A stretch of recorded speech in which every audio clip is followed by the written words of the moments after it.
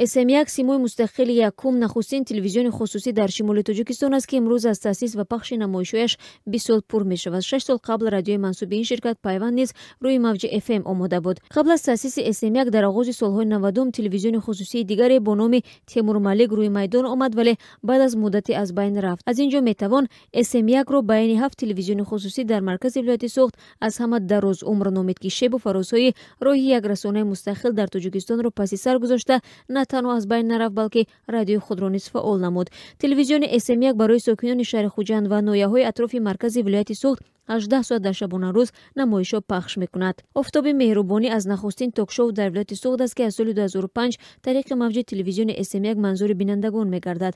муҳаббат мурод ва гардонандаи ин намоиш мегӯяд, то моҳи августи соли 2017 беш аз 400 барнома дар мавзӯъҳои муҳими иҷтимоӣ бо ширкати табақаҳои мухталифи ҷомеа пахш гардид ва соли 2017 номи худро ба печтоби замон иваз намуд. ормон аз намоишҳои дигари сербинандаи СМ-1 аст. ин барнома кӯдакони бемори табобаташон мушкил ва гаронарзишро аз хонаводаҳои камбизоат дарёфт ва аз зиндагии онҳо қисса мекунад. ба қавли Парвина Азиз ва таҳиягари ин намоиш, то кунун тавассути бунёди хайриявии ормон 20 кӯдаки бемори сахт аз оилаҳои нодор ҷарроҳӣ шуданд ва сиҳат ёфтанд. ҳамчунин бо маблағи ҷамъоварда тавассути барномаи ормон ба беш аз 200 оилаи камбизоат ёриҳои молӣ расонданд. телевизиони СМ-1 дар Хуҷанд 20-умин солгарди таъсиси худро дар ҳоли истиқбол мегирад, ки мушкилоти молӣ ва рақобати шадид гиребонгири расонаҳои мустақил дар Тоҷикистон аст ва дар ин гуна шароит рӯи амвоҷ будан кори саҳлу осон нест.